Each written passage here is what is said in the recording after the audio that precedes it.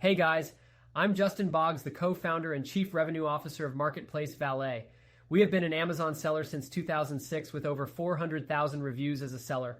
I'm here to help you learn about Amazon, solve problems, and answer common questions. Today's video is about 269, how to use Amazon's account health rating AHR. Let's dive in. If you are following along from my screen, I'll guide you on how to use Amazon's account health rating AHR to keep your seller account in top shape.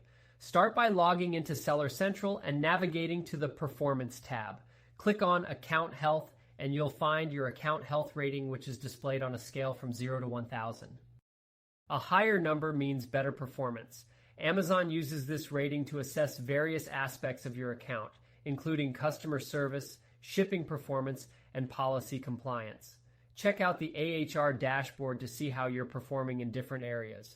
The dashboard will show you metrics like order defect rate, late shipment rate, and policy compliance, each with specific targets you should meet to maintain a high rating. If your rating isn't where you want it to be, don't worry. Use the information in the dashboard to pinpoint areas that need improvement. For example, if your order defect rate is high, consider ways to improve your product quality or customer service to bring your rating up. Regularly monitor your AHR to stay proactive. Address any issues quickly to prevent them from negatively impacting your rating. Consistent performance across all metrics will help you maintain a high AHR and keep your account in excellent standing. And that's a wrap. By using the account health rating effectively, you can ensure you're meeting Amazon's standards and keeping your account in good shape.